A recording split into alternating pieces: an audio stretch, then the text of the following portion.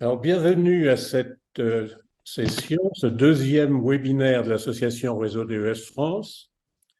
Le sujet que vous avez choisi, conséquences du DES sur la troisième génération, correspond bien aux préoccupations des familles DES, comme en témoignent les questions que nous recevons par ailleurs. Alors, première question. En tant que perturbateur endocrinien, j'aimerais savoir si des pathologies endocriniennes peuvent être issues de l'exposition au in utero au DES. Alors effectivement, le DES est un perturbateur endocrinien et comme il a été beaucoup prescrit et étudié, il est un peu une sorte de chef de file des perturbateurs endocriniens. Cependant, sa pathologie concerne les hormones sexuelles, essentiellement, puisque les malformations, les effets sont essentiellement liés. En revanche, comme on l'a vu pour la troisième génération sur le sujet, d'ailleurs pour les autres hormones, à titre d'exemple, les hormones thyroïdiennes, il n'y a pas d'effet rapporté sur d'autres pathologies endocriniennes, autrement dit, que celles que nous avons rapportées. Il n'y en a pas, entre autres, pour ce qui concerne la thyroïde. Deuxième question. J'ai deux garçons de 13 et 15 ans.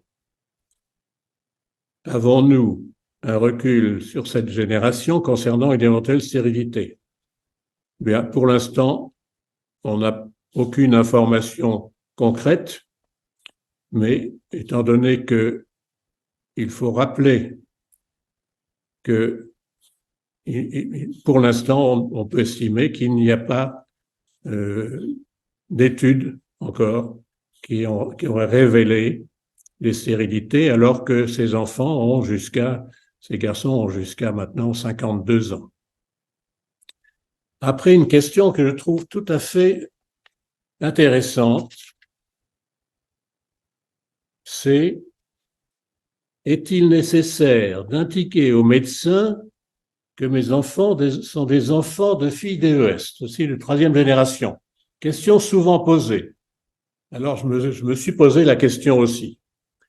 Alors, finalement, si on résume ce qu'on a dit, il y a essentiellement des malformations qui se repèrent dès la naissance, qui sont prises en charge.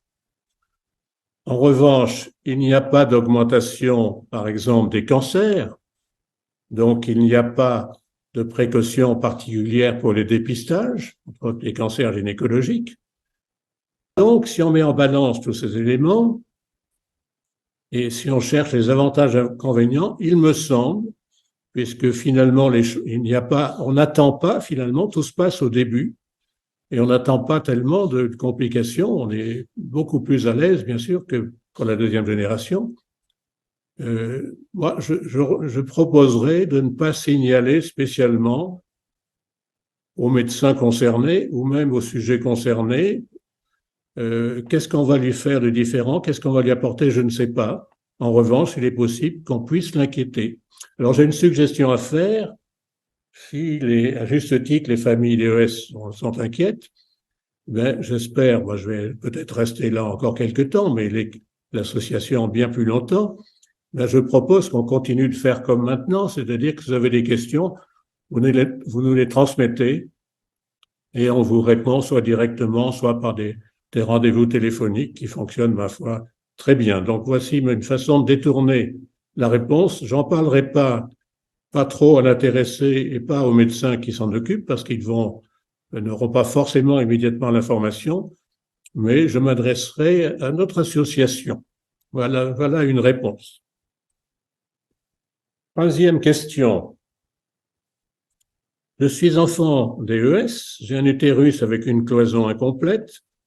Ma fille a une endométriose très envahissante.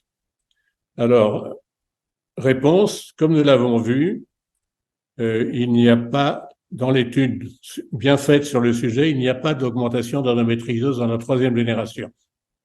C'est l'occasion de faire un rappel pour la deuxième génération, et pour elle c'est très différent.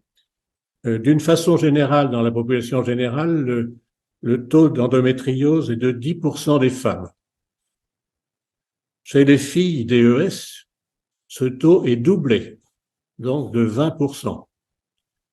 Donc c'est clair. En revanche, avec les données actuelles, il n'y a pas d'augmentation pour la troisième génération.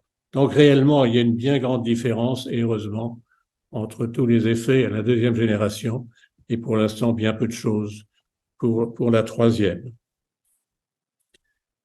Quatrième question. J'ai des enfants de 48, 49 et 45 ans.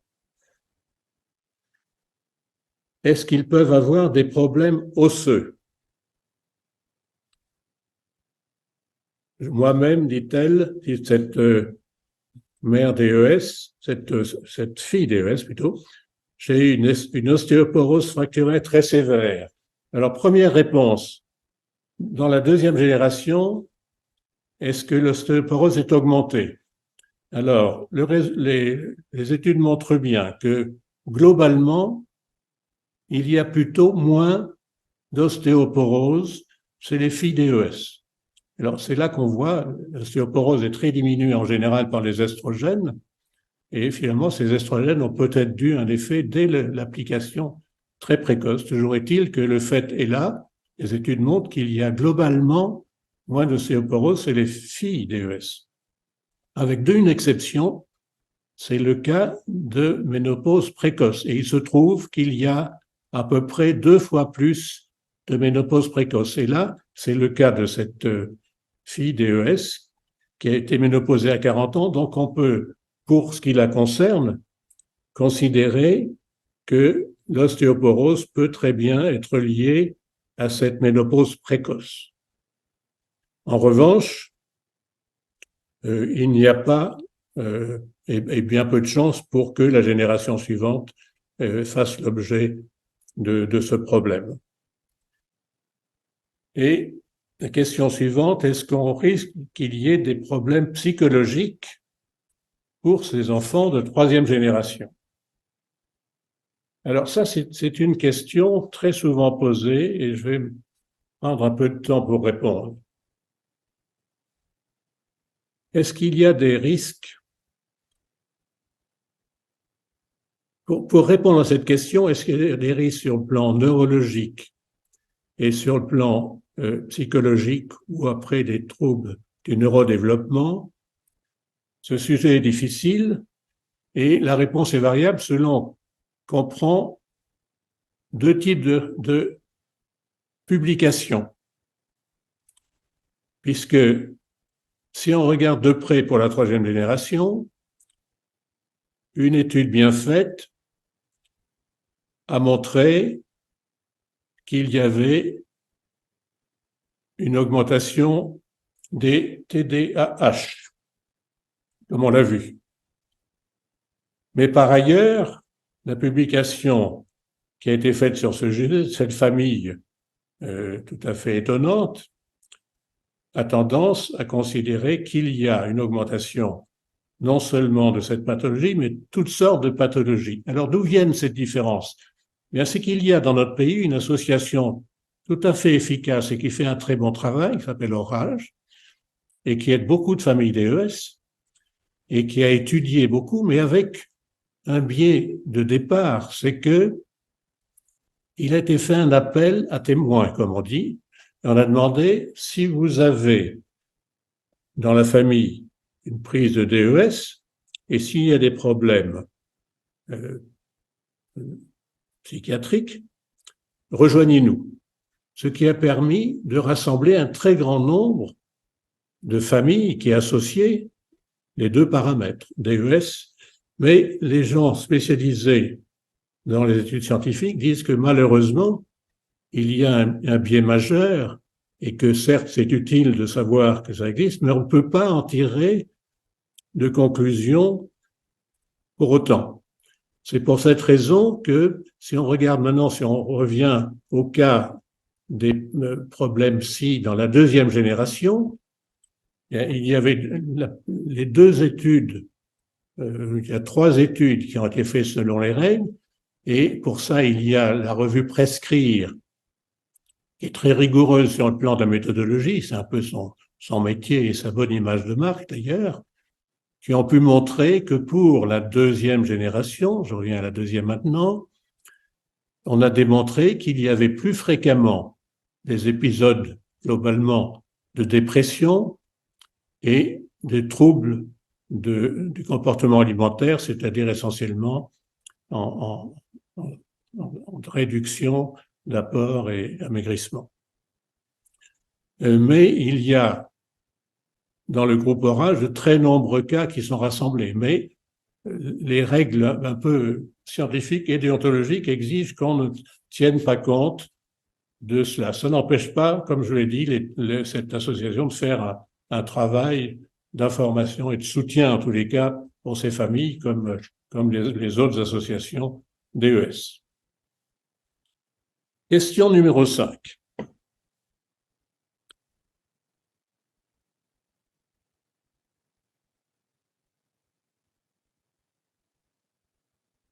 Est-ce qu'on peut redouter des états de syndrome dépressif et anxieux pour la troisième génération?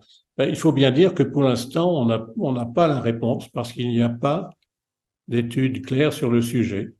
Même si la troisième génération prend de l'âge, c'est un sujet qui n'a pas été abordé avec les méthodologies adéquates. Donc,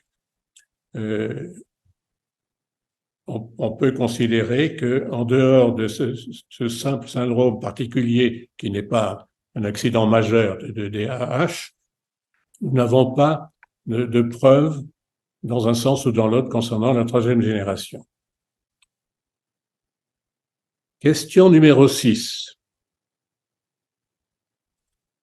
J'ai 2 enfants après des grossesses compliquées et les 2 donc, sont des enfants de troisième génération qui ont des maladies auto-immunes.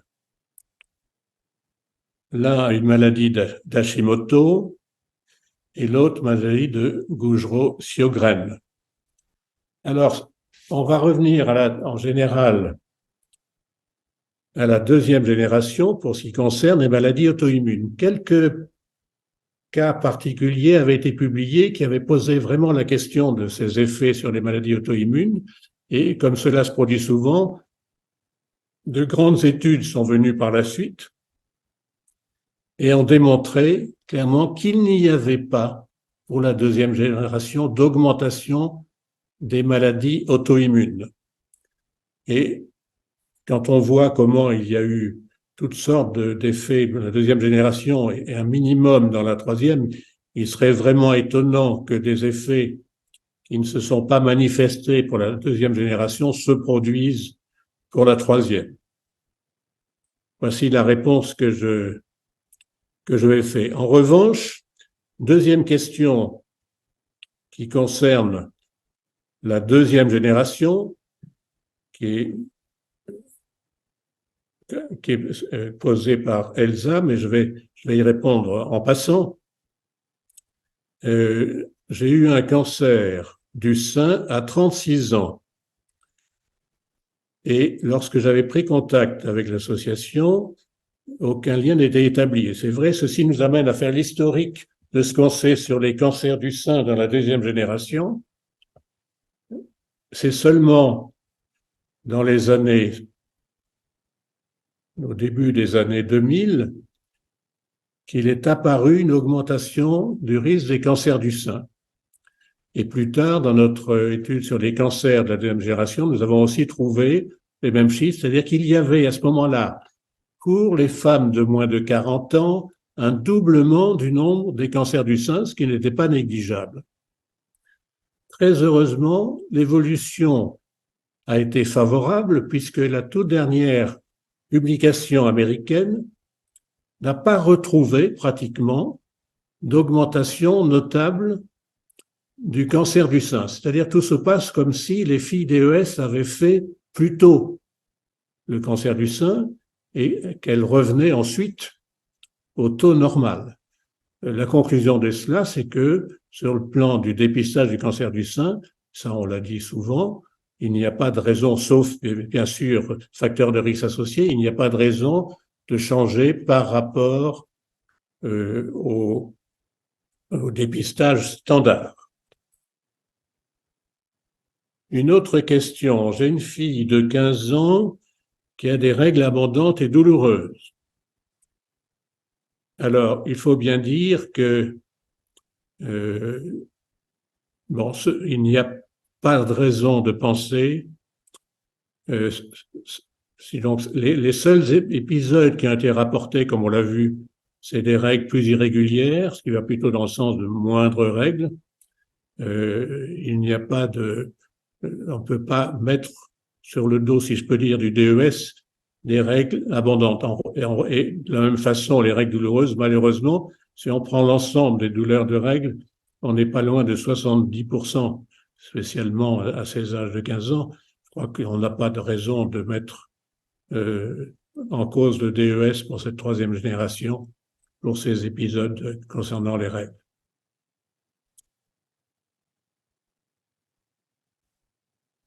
Alors, il y a une question qui est vraiment très longue, très détaillée, très complexe.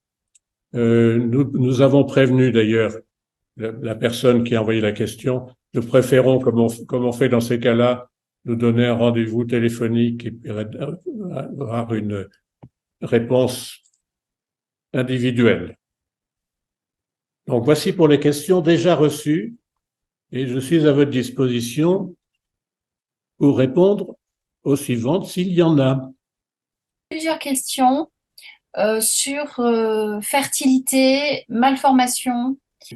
Bonjour, je n'ai pas l'impression que vous avez évoqué les conséquences en termes de fertilité ou infertilité, possiblement différentes chez les enfants de troisième génération. A-t-on des éléments à ce propos?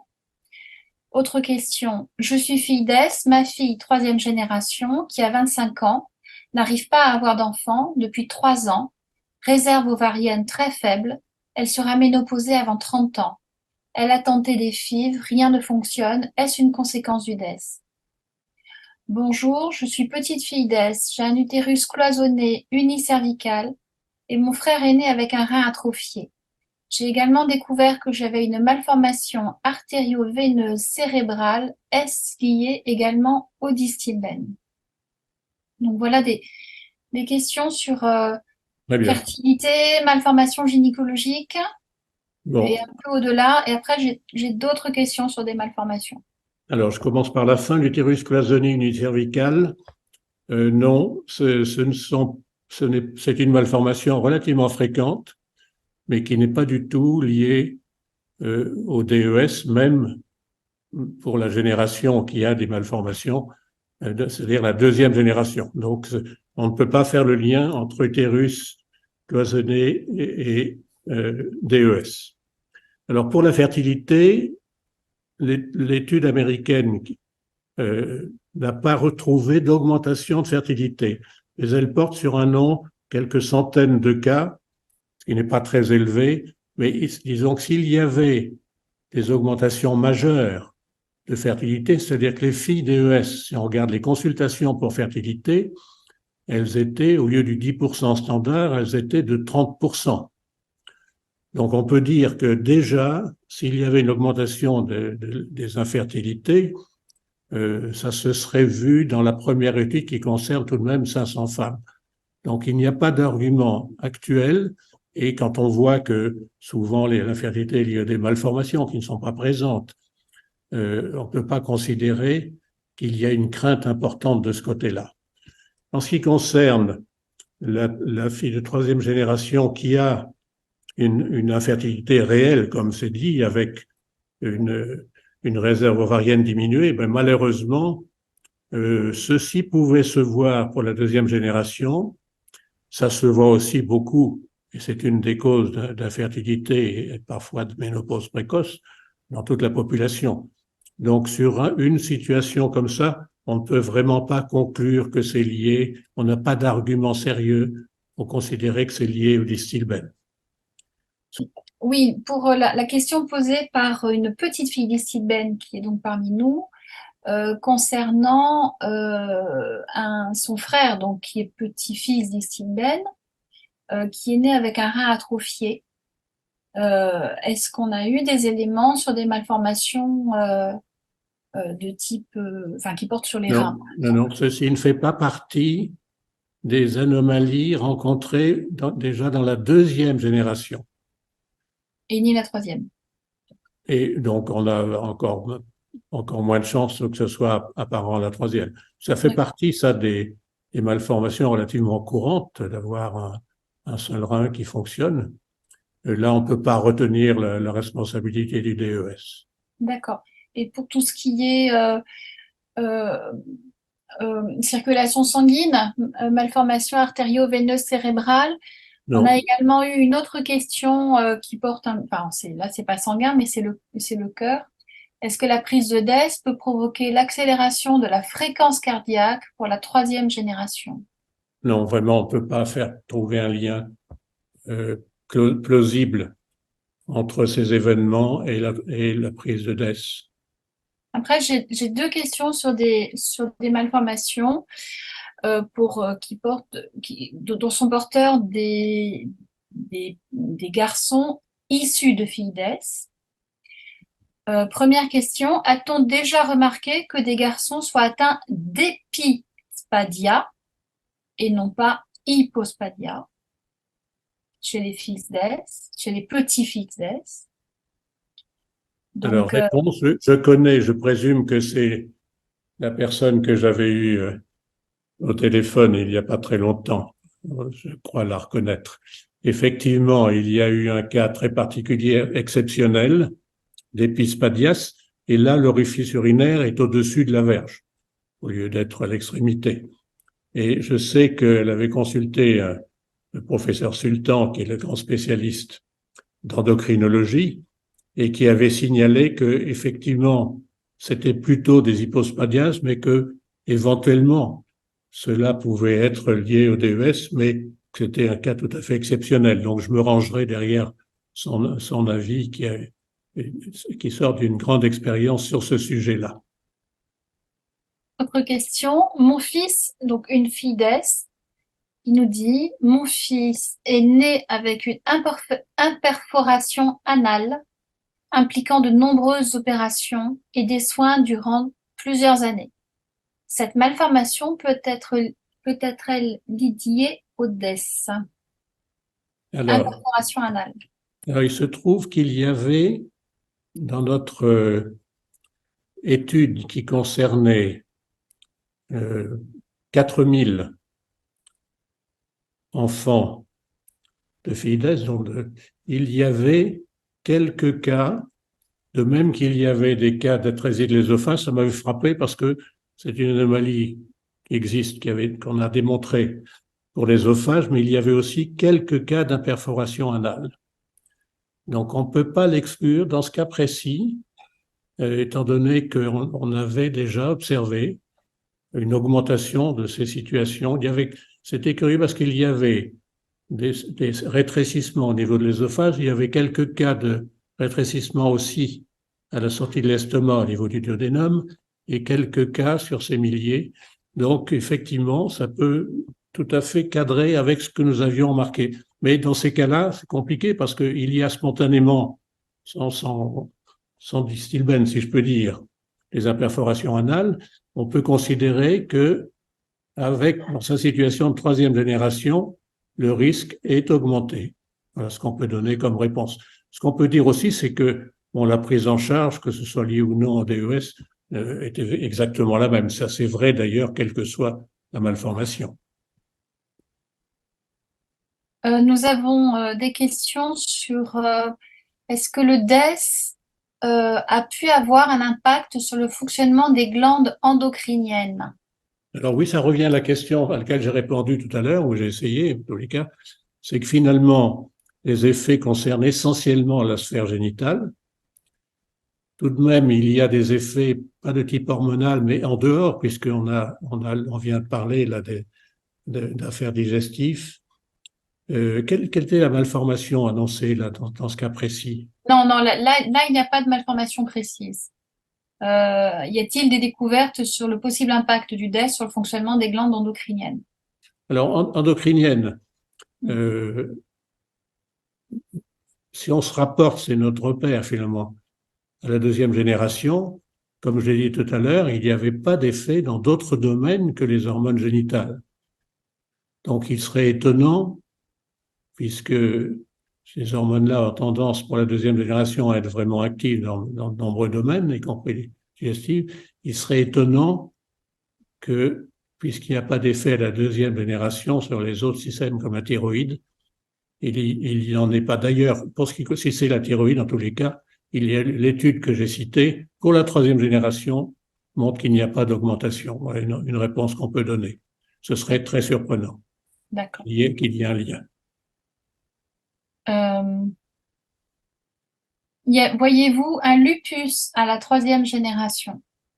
Alors, même question que tout à l'heure, maladie auto-immune. Déjà, la deuxième génération, pas d'augmentation. Et donc, on a peu à redouter dans ce domaine pour la troisième. Bonjour, je suis petite fille d'S. Je suis très anémiée en fer Anémie, pardon. depuis l'adolescence, sans forcément que ce soit lié aux menstruations qui ne sont pas plus abondantes. Ce n'est Oui. pas lié à mon alimentation. J'ai aussi un taux important de vitamine B12, plus que la normale. Est-ce que cela pourrait être lié au Distilbène? Alors, je crois qu'on peut faire la même réponse. Ce type de phénomène ne s'est pas manifesté du tout. Il faut dire que l'équipe américaine a recensé dans tous les domaines et que jamais, à mon souvenir, on a évoqué ce type de complications. Donc, vraiment, il n'est pas correct d'évoquer ça pour la troisième. Je crois on ne peut pas faire le lien. Voilà la réponse. Alors, question, conseillez-vous la vaccination HPV pour les petites filles des filles d'S? Tout à fait. Petites filles des filles d'S? Pour la quatrième? La réponse est simple parce qu'elle est clairement conseillée. Donc, pas d'obstacle et ça ne change, le DES ne change rien à l'histoire. Il est bien conseillé très clairement maintenant, la vaccination.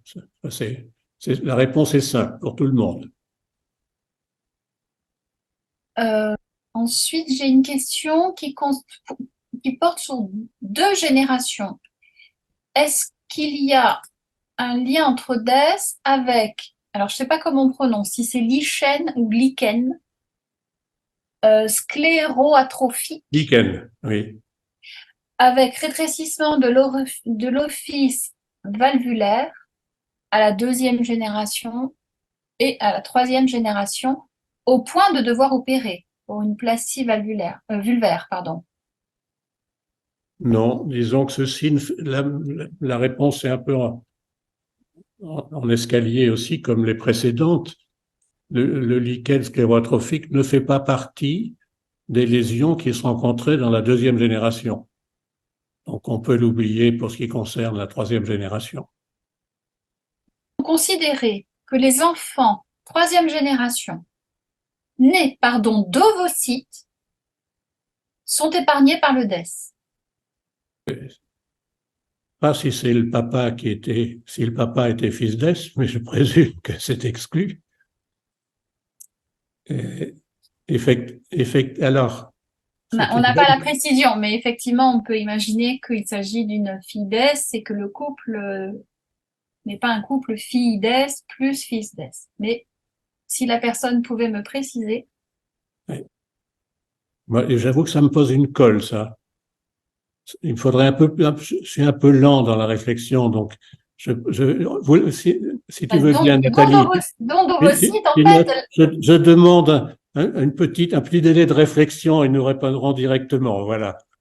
La question est très intéressante d'ailleurs, mais je préfère qu'on en voit d'autres parce que ça demanderait un peu de temps pour que je réponde sérieusement.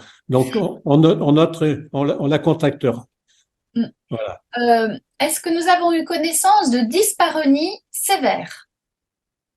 À la troisième génération, bien sûr.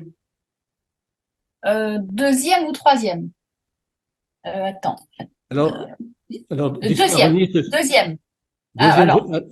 Deuxième, on est dans le deuxième. Bon, puisque la question est là, on en parle. Alors, il est exact qu'il y avait, du fait des anomalies de structure, l'hysparunie, c'est les difficultés ou douleurs lors des relations sexuelles.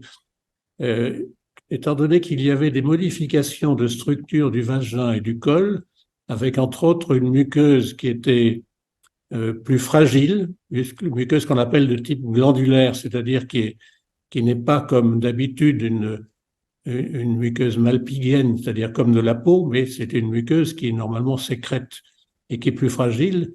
Et ceci donne entre autres donné pour la deuxième génération plus fréquemment des leucorrhées, des sécrétions abondantes, et pouvait donner aussi des disconforts, si on peut dire, je ne sais pas si le mot existe, des situations de désagrément lors des rapports. C'est assez limité tout de même. Voilà.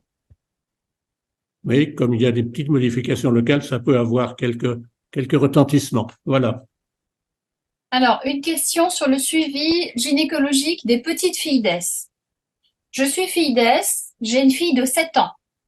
À partir de quel âge doit-elle être suivie sur le plan gynécologique, dans la mesure où un cas isolé d'adénocarcinome est survenu chez une fille de 8 ans? Merci. Alors ça, c'est une bonne question qui permet de mettre les choses au point. Comme j'ai essayé de le dire, on a un cas là unique. En plus, à un âge qui est assez inhabituel, c'était une fille qui avait 8 ans. Élément supplémentaire, c'était au niveau du col. Et comme on en parle souvent d'ailleurs avec Nathalie, c'est le fait que ce cancer particulier, cet ACC, soit au niveau du col, a une petite valeur supplémentaire, c'est que lorsque c'était lié au DES, c'était plus fréquemment au niveau du vagin. Bon, mais de toute façon, là, je me complique un peu la réponse. En fait, quand on sait qu'il y a des nombreux millions, les Américains, dans ce domaine-là, en tous les cas, avaient 10 à 15 ans d'avance sur nous sur les prescriptions. Ce qui veut dire que l'âge de la troisième génération, elle en est maintenant, si on additionne, à 60-65 ans. Donc on peut dire Oui, que troisième. cette génération a eu largement le temps de faire, si je peux dire, des adénocarcinomes à cellules claires. Donc réellement, ce cas unique ne doit pas pénaliser une génération d'enfants pour lesquels le risque est purement anecdotique. Donc là, je serai clair, et c'est une occasion de signaler que sur le plan gynécologique, il n'y a rien de particulier à faire pour les filles de troisième génération. Voilà qui est simple. On n'a pas, après ce que j'ai énuméré, on n'a pas d'argument sérieux pour entreprendre des démarches particulières, entre autres parce que il n'y a pas plus de risque de cancer. Une question. Le trouble donc, de déficit d'attention avec ou sans hyperactivité peut-il être transmis à la quatrième génération? Alors peut-être chez la souris, mais d'après ce puisque les souris ont la capacité de transmettre mieux que nous. Alors déjà, il faut bien voir, pour l'instant, étant donné qu'on n'a jamais observé, et je peux vous dire que beaucoup de spécialistes surveillent de très près cette quatrième génération, eh bien, d'aucune façon on a trouvé d'effet qui puisse être corrélé à la quatrième génération. Je crois que on peut être rassuré. Puis-je me permettre un commentaire? Et certainement, parce que nous discutons suffisamment pour que tu puisses en faire profiter. Je dois dire que Nathalie est une biographie ambulante. Et elle me tire les oreilles en disant, mais comment? Ce n'est pas de 83, la publication, c'est de 78. Et, oh, pardon. Voilà nos relations. Donc, sois plus précise que moi, merci. Non, je voudrais simplement attirer l'attention sur le fait que euh, personnellement, je trouve très compliqué de faire un lien de causalité. Comment dire? Pour moi, il y a deux choses différentes. L'augmentation du risque de troubles d'hyperactivité, de l'attention avec ou sans hyperactivité, qui a été constatée chez des petits enfants d'Istinben, oui, c'est un constat. Mais il faut faire attention à ne pas, enfin, de mon point de vue, comment dire, à ne pas enjamber la génération des filles d'Istidben. Quand on prend comme point de départ d'Istidben chez la grand-mère et comme point d'arrivée TDAH chez les petits-enfants, je trouve un petit peu dangereux de zapper le déroulé de la grossesse des filles d'Est, par exemple. Il peut arriver, malheureusement, on est dans un monde où on prend des médicaments, où on est dans un monde pollué, où on vit dans des endroits où il y a des pesticides ou pas, où on respire plus de gaz d'échappement, enfin, je ne sais pas, il peut y avoir énormément de facteurs qui peuvent intervenir sur la grossesse des filles d'Est ou de n'importe quelle femme, enfin, un peu, et qui peuvent avoir un effet chez l'enfant. Donc, je trouve que ça rend évidemment les études scientifiques encore plus difficiles à mener. Et je pense qu'il faut garder ça aussi en tête avant de se précipiter sur l'épigénétique, tout en considérant l'épigénétique. Voilà, c'est mon commentaire, mais après, je me tais et Michel va me corriger. Non, non, Il a bien raison. je ne corrigerai pas, mais il se trouve que cette étude, d'où est tiré ce résultat, c'est un peu un exemple de qualité d'étude épidémiologique. C'est une étude qui est connue. C'est l'étude des infirmières américaines dans laquelle 80 000 infirmières ont bien voulu donner tous les paramètres de leur santé et que parmi ces 80 000, je crois que c'était 1500 qui étaient des filles de troisième génération. Mais la capacité de ces gens qui sont des grands épidémiologistes et statisticiens, c'est qu'ils ont tendance, je comprends, la remarque est bonne, mais il y a des facteurs facilitants de TDAH, AH plutôt, qui sont connus et ceux-là, ils ont une façon particulière d'affiner leurs recherches et ils ont une façon, ils peuvent éliminer ces facteurs connus.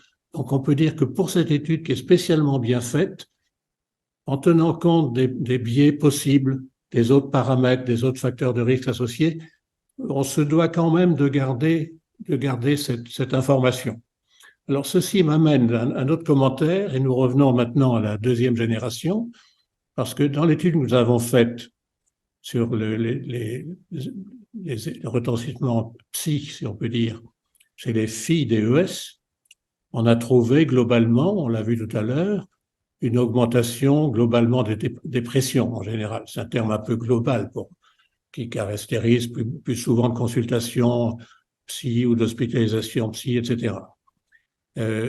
Mais on ne sait pas clairement s'il peut y avoir un effet direct du DES sur les cellules, au même titre qu'il est capable, ce DES, de modifier l'utérus, par exemple.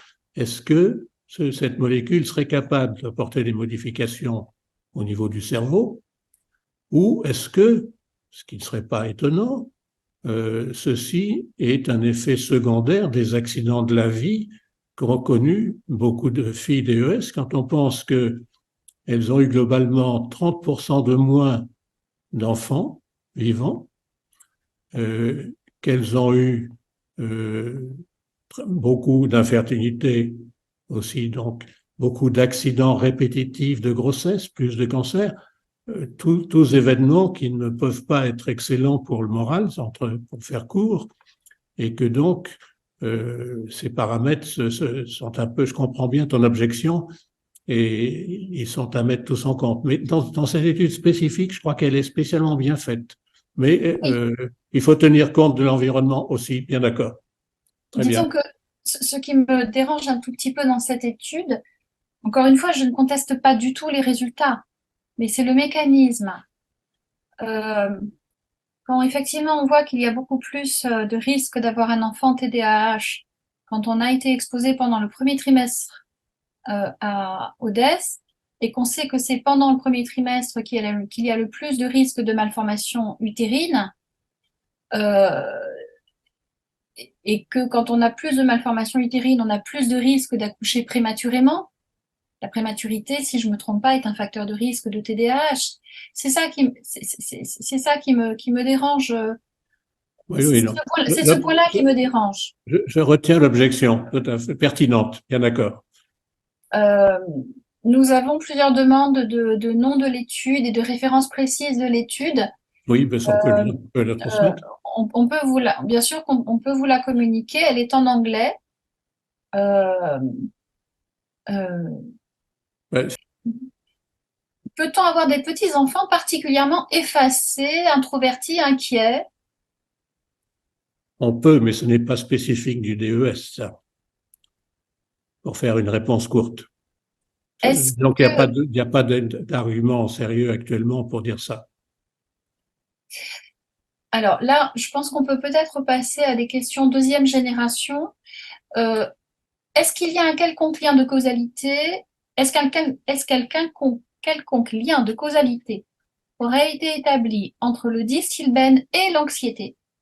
Ma mère et moi sommes particulièrement anxieuses. Ah, donc ma mère, je suppose donc qu'il s'agit d'une question posée par une petite fille. J'en souffre depuis l'enfance, entrée au CP, sans que cela puisse être expliqué par mon éducation. Donc Ouais. anxiété de deuxième génération et anxiété de troisième génération. Et oui, il s'agit bien donc d'anxiété concernant une fille d'Est et concernant une petite fille d'Est. Alors, on peut dire que la démonstration est faite pour l'augmentation de troubles à proximité, en tous les cas, de ce qui est décrit là. Et pour l'instant, elle n'est pas faite pour la troisième génération.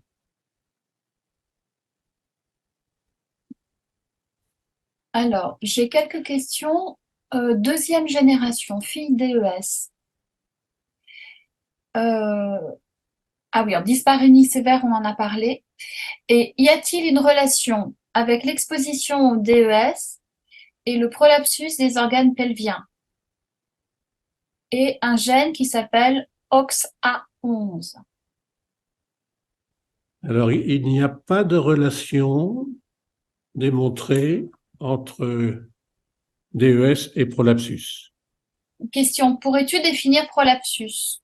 Ah oui, bonne remarque. Le prolapsus, c'est tout simplement la descente des organes, c'est-à-dire essentiellement de l'utérus qui apparaît à l'orifice vaginal. Voilà. D'accord.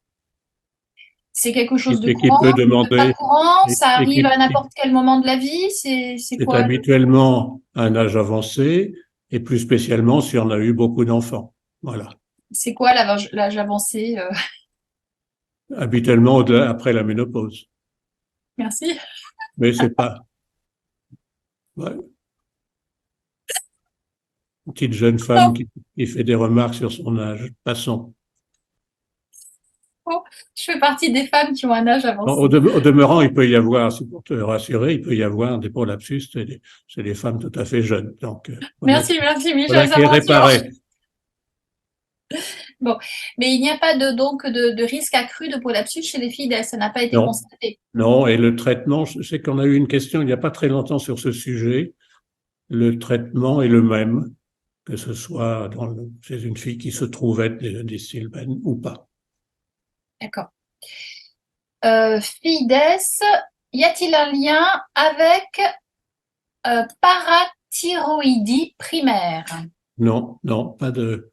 C'est ce qu'on a vu avec les autres effets endocriniens finalement. J'allais citer d'ailleurs, j'avais cité l'hormone thyroïdienne, mais c'est exact aussi avec l'hormone parathyroïdienne qui correspond à ça. Non, pas de lien bah, c'est toujours la même chose. On essaie, toi et moi et d'autres, de suivre toutes les publications, mais avec les études américaines ont eu le bon goût de de ratisser très large toutes les malformations et il en ressort de cette façon-là des événements qu'on n'avait pas prévus et qui fait que, par exemple, les accidents cardiovasculaires qui sont apparus un beau jour, alors qu'on l'ignorait.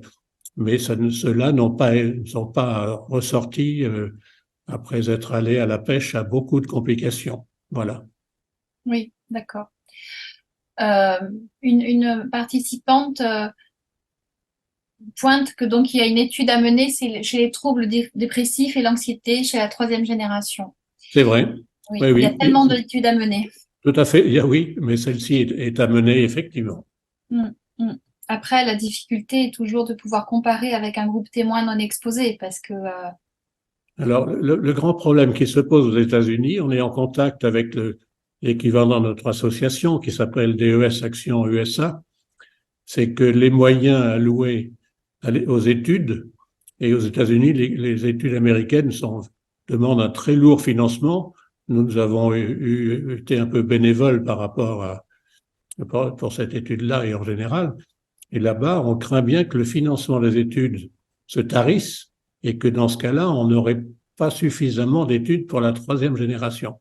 C'est un gros problème. Nous avons un petit espoir à ce sujet-là qu'il y ait des études qui se passent aux Pays-Bas, qui est très actif dans le domaine, et on attend déjà quelques résultats. Mais on a un doute finalement sur la persistance d'études sur la troisième génération parce que l'Institut de la santé américain a réduit les indemnités nécessaires. Et puis, il faut dire que l'équipe aussi, d'une quinzaine de chercheurs, a pris de l'âge et un bon nombre sont déjà retraités et le relais n'est pas clairement pris. Donc, c'est vrai, on conclut en disant il faudrait des études, mais je ne sais pas qui va les faire. Ça nous pose, de temps en temps, on se pose des questions dans l'association. Voilà.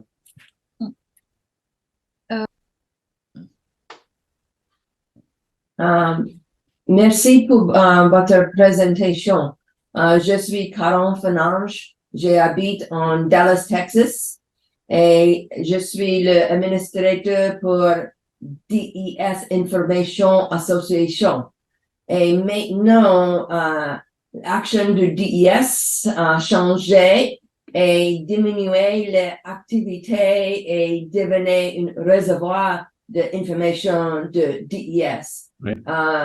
Mais DES Information Association est très active chaque jour pour les personnes affectées de DES, pour la deuxième génération, la troisième génération, etc. Vous pensez qu'il y a des études en cours dans la troisième génération actuellement? J'ai utilisé le research comme le research en France et le research en États-Unis.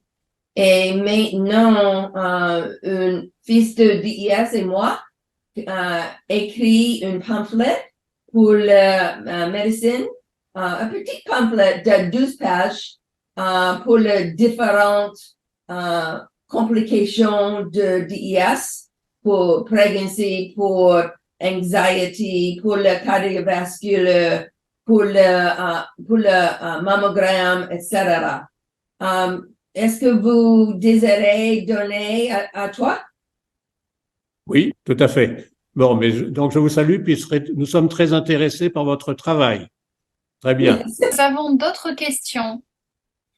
En revanche, je n'ai pas bien compris, et je m'adresse aux personnes qui ont posé ces questions, si elles portent sur la deuxième ou troisième génération. Une petite fille d'Est, en tout cas, elle se trouve concernée. Des études sur la qualité du sommeil, et en particulier du sommeil paradoxal, ont-elles été réalisées? La réponse clairement est non, que je connaisse. Nathalie, connais-tu des études? Peut-être pas non plus. Non, Sur non. le sommeil paradoxal tout seul, certainement, mais DES et sommeil paradoxal, non. Ouais, Je ne c'est pense très pas que ce spécial. soit C'est un très, élément qui a non, été creusé. nous n'avons pas d'informations. Ouais. Non. Karen a partagé un document. Merci, Karen. On a une question sur l'association américaine donc, qui ne peut plus financer. Enfin, oui, effectivement, ça va impacter. Est-ce qu'il y aura un impact sur les résultats? Oui, si les études ne peuvent plus être menées, nous n'aurons plus cette source d'information. Très dommage. Ce qui est très dommage. Et effectivement, nous sommes rapprochés du Death Centrum. Nous attendons une réponse du Death Centrum pour savoir si eux, Aux Pays-Bas. voilà, aux Pays-Bas, ce qu'ils sont en train de faire. Ils sont en train de mener une étude, mais c'est plutôt sur la deuxième génération. Mais non, j'allais dire ils ont une cohorte troisième génération, mais non, ça je ne sais pas. Je ne peux pas dire ça, je n'en sais rien. En revenant sur la dyspareunie pour les filles d'Istilben, deuxième génération, au sujet des parois vaginales plus faibles et plus fragiles, pourriez-vous être plus précis? Ceci vient de la structure du vagin qui est différente du vagin habituel, si on peut dire.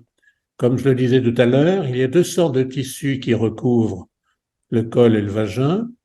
Il y a un qui est proche de la peau, qui est un tissu assez résistant, qu'on appelle l'épidermoïde, donc comme l'épiderme. Et puis, il y a un tissu qui s'appelle glandulaire, composé de cellules qui sécrètent un liquide. Ce liquide, c'est la glaire qui est nécessaire pour l'ascension des spermatozoïdes. Donc, ce tissu glandulaire est plus fragile et habituellement, il se situe dans le canal du col pour l'ascension des spermatozoïdes et puis légèrement à l'extérieur du col. Chez les filles DES, il y avait un phénomène qui s'appelle l'adénose, dans laquelle ce tissu, au lieu d'être limité juste au bout du nez du col, en quelque sorte, on peut imaginer ça, un petit rond au niveau du col autour de l'orifice, cette adénose était du tissu glandulaire qui se répandait sur le col, mais aussi souvent sur le vagin.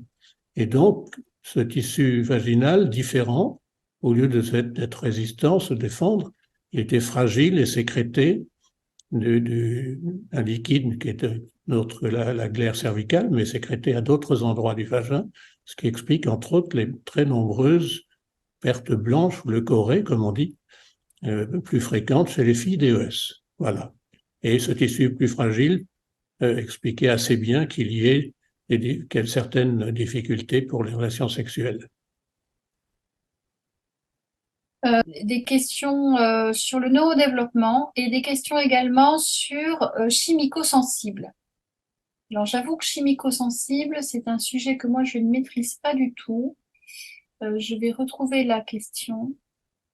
Bonjour, je sais que cela n'a pas été recherché officiellement, mais avez-vous remarqué des cas de chimico-sensibilité, ça s'appelle aussi MCS, à la deuxième génération, voire à la troisième génération?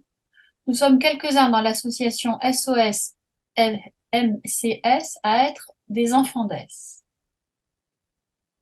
Bon, je crois que ce que je propose, c'est qu'on retienne la question et qu'on puisse donner une réponse individualisée, parce que ça ne concerne sûrement pas beaucoup de gens. En tous les cas, c'est un concept relativement nouveau et nous prendrons contact directement.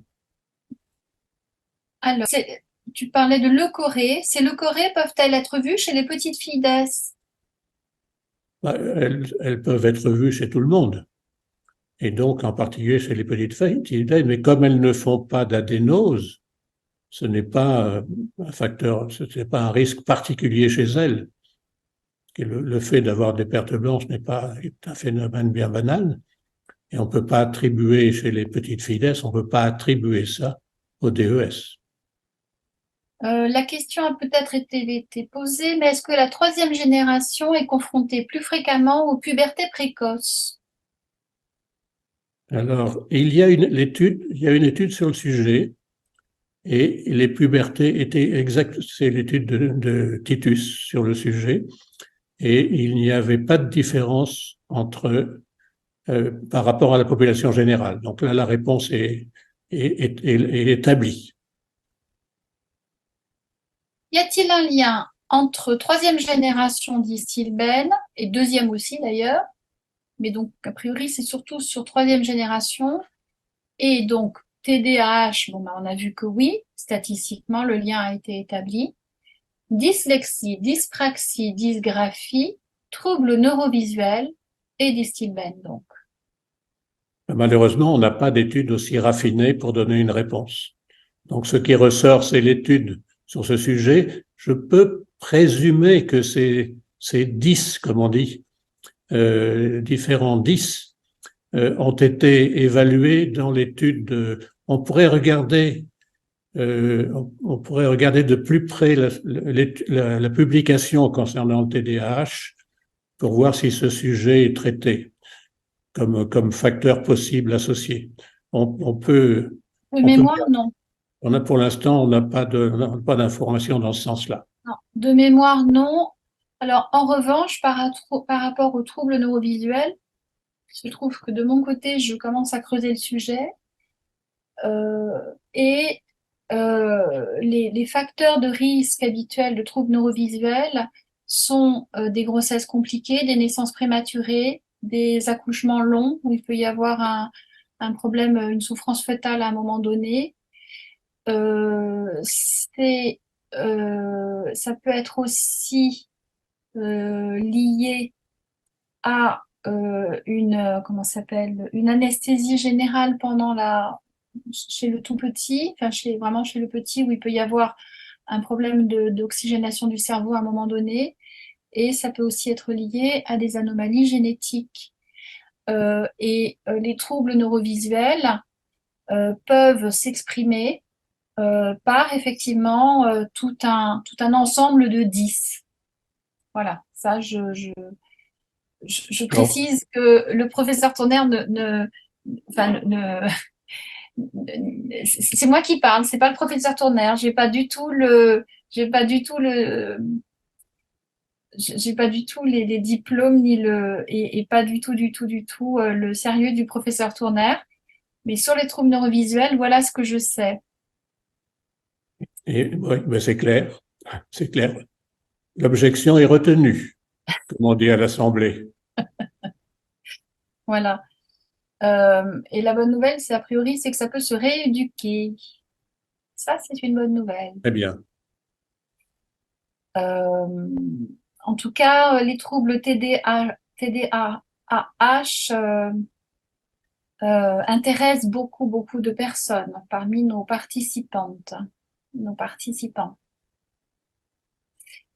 Y a-t-il d'autres Le sujet questions? est un peu à la mode, il faut reconnaître. Donc, il n'est pas étonnant qu'il intéresse, bien sûr. Et puis, c'est vrai qu'au quotidien, c'est pas facile à vivre, enfin, pour les personnes concernées et leur entourage. Il se trouve que je suis bien placé, comme grand-père. Voilà. J'ai un cas. On ne peut pas D'accord. raisonner sur un cas. Non. Il Mais n'y avait pas de DES. Bon. Nathalie, il y a une question qui m'a été adressée directement à moi. Pour la deuxième génération, y a-t-il des problèmes de déchirement rétinien? Je n'ai jamais lu d'accident de ce type il faut bien dire, dans l'énorme pile maintenant des publications sur le DES.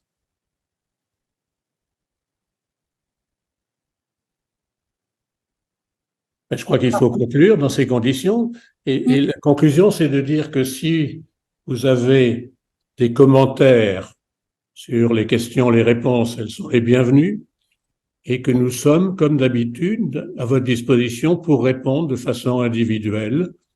Donc, on peut vous rappeler, vous avez sur notre site la façon de nous contacter et le plus souvent, ça permet d'avoir un dialogue particulier. On se donne un rendez-vous téléphonique et on essaie de répondre de cette façon-là à vos questions. Donc, n'hésitez pas à le faire. Bonne soirée à toutes et quelques tous, peut-être. Oui, deux.